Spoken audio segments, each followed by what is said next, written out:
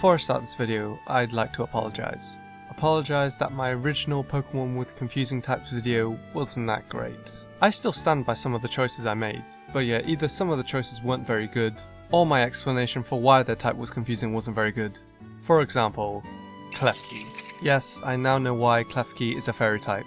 In fact, I realised this and some of the other mistakes after I posted the video by doing some more research on the Pokemon. I did consider for a little while taking the video down, since I'm not that proud of it. But hey, no one's perfect. We're all eventually going to make something that's either not that good, or something that no one else agrees with. It was after all only like the 4th video I made, and making mistakes in the past only means that I can improve for the future.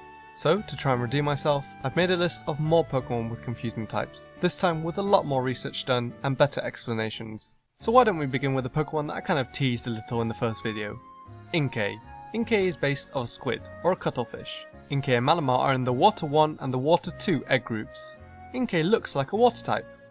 But is it? No. Instead, both Inkay and Malamar are dark and psychic type.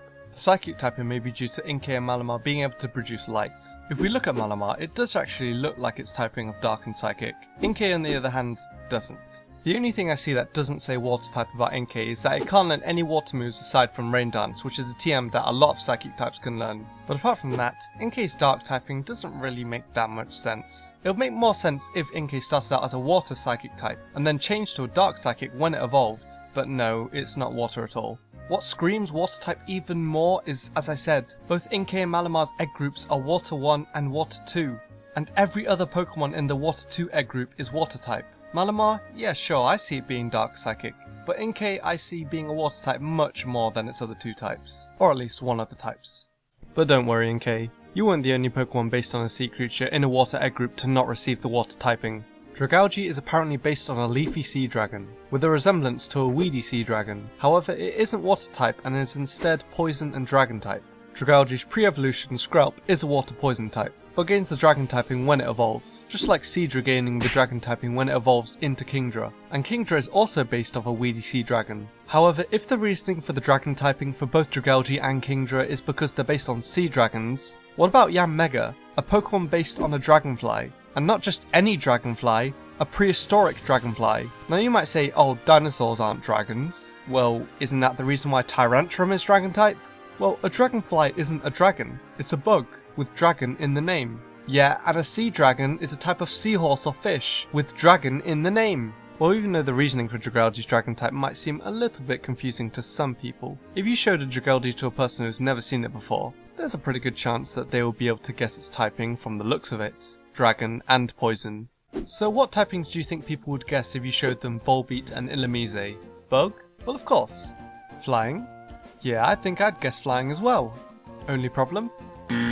They're not flying type. They're pure bug. I think it's safe to say this is definitely pretty confusing. Both Volbeat and Illumise have wings, and are shown flying in the anime. Now yes, there are other bug types that are shown to be able to fly but aren't flying type, but that's because their secondary typing has already been taken up, like with Beedrill, Venomoth and Dustox for example, being bug poison instead of bug flying. Volbeat and Illumise have no excuse. They don't have a second typing, they're pure bug types. Why aren't they flying? Well, they are based on fireflies, and there are some fireflies that are flightless, but at the same time there are fireflies that can fly, and both Volbeat and Illumise are fireflies that can fly, although their typing would say otherwise. Being pure bug type isn't very interesting anyway, and Volbeat and Illumise already aren't that memorable. A second type would have helped out, and if not flying, they could have followed the Kingdra and the Dragalge route and be bug fire, because, you know, they're fireflies.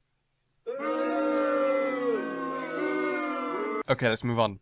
The Azurill line is one of the several evolution lines to have the fairy type added to them. Also, fun fact, in Gen 3, when Azurill evolved into Marill, due to the two Pokemon having a different gender ratio, there was actually a small chance that the Azurill will change gender when evolving. So before the 6th gen, the Azurill line was pure water type, which makes sense. All three are blue, mostly learn water moves, they're a mix of a mouse and a beach ball, and they're in the Water 1 egg group. So if their water typings make sense, why am I talking about them? Is it their fairy typings? Well no, they're also in the fairy egg group. The problem is this.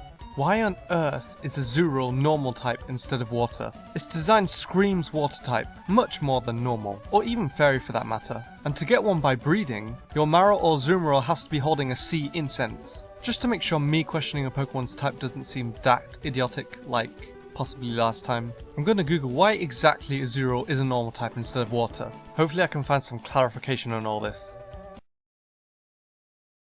Let's move on to probably the most confusing dragon types of all, the Goomy line.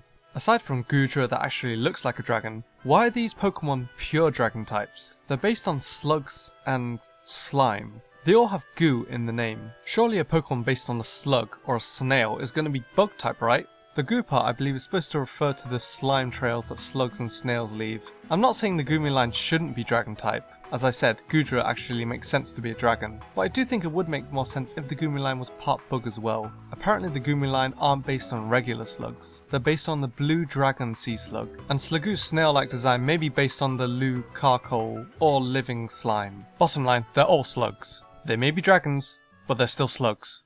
The dark type has always been pretty interesting to me. In Japan, it's known as the evil type, and most dark type Pokemon show off their dark typing through their design, or being based off something that one would find dark, or as the Japanese call, evil.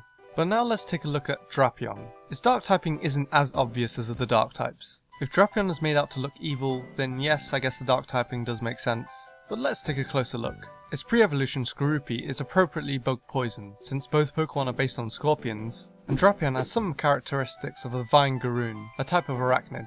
We have other Pokemon based on arachnids that are bug type, even though they don't have the amount of legs to be classed as an arachnid. And Drapion definitely looks like it could be a bug type. Drapion's egg groups are Bug Group and Water 3 Group.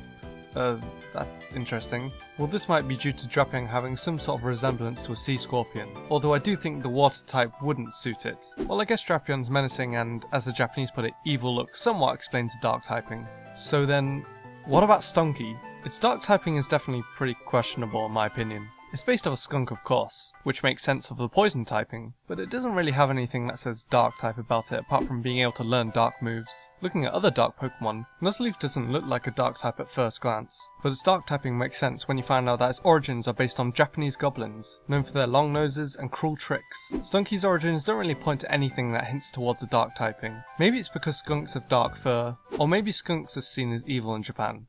But one Pokemon I've wondered for quite a while now why it isn't a dark type is Banette. It's a disowned doll seeking its previous child owner. Its Pokédex entry says its grudge is what made it into a Pokemon in the first place. It also has elements of a voodoo doll.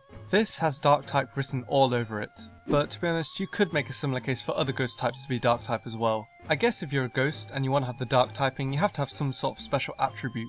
So let's see what Sableye and Spiritomb have that Banette doesn't. Well, Sableye's dark typing seems to come from its stylization of the Hopkinsville Goblin, which was some sort of alien encounter reported in the 1950s. Spiritomb looks even less like a dark type. It's based on the Jibakure, which is a spirit that's bound to a single piece, as its design shows. It's also based on the Buddhist tradition performed on New Year's Eve in Japan, where a bell is rung 108 times to chase away 108 temptations in order to achieve nirvana, and then some other stuff about 108 spirits and 108 souls, and all that's why Spiritomb's lucky number is 108. So yeah, I still don't 100% see why Banette isn't a dark type. Even its megaform isn't dark type. And look at it. So in Japan I guess skunks are considered evil, but a doll possessed by pure hatred that seeks the person who threw it out is whatever. Nothing dark about that. Alright, let's finish off this video with 3 Pokemon that I did consider for the first Confusing Types video, and definitely should have talked about instead of some other choices. And I think we can all agree these types are pretty damn confusing. Why, oh why aren't the Flabébé line grass type? Sure, their fairy type makes perfect sense, as they're based on fairies and nymphs. What are nymphs, you ask? Well, in Greek and Latin mythology, a nymph is a minor female nature deity, or a nature spirit that's associated with a particular location or landform. Their designs definitely show the nature side of them, with both Flabébé and Floette holding flowers, and their Pokédex entry saying that they draw powers from flowers, and that the flower that Flabébé is holding is most likely part of its body, and Florges is basically turned into plant life. The signature ability Flower Veil prevents grass types on the same team from having their stats lowered, and a good majority of moves they learn through leveling up are grass type. Even Google doesn't know why the Flabébé line aren't grass type. The only logical explanation I found for the Flabébé line not being grass type is symbiosis. That these are fairies that only have close long-term interaction with flowers. They're separate from the flower, that instead of being grass type, they're the supporters of the grass type. Hence their ability Flower Veil, which is basically grass type support. The problem with this is, Florges is a flower, and the flowers that Flabébé and Floette have are meant to be part of the body, as well as learning mostly grass moves. In fact, they learn more grass moves than fairy moves. And again, they're not just based on fairies, they're also based on nymphs, which are nature-based deities. Nymphs basically have grass typings themselves, but the Flabébé line for some reason are just fairies that happen to really love plant life. I would say they're like the poison ivy of the Pokemon universe, but if they were, they'd be grass type. In fact, Poison Ivy would probably be Poison type as well. Come to think of it, Poison Ivy isn't a very good example. Anyway, that's all the Pokemon I have time to cover for now. Hopefully you found this confusing types video better than the previous one. And if you did enjoy, be sure to leave a like and subscribe if you'd like to see more Pokemon videos in the future. Thanks so much for watching till the end, and thanks so much for watching.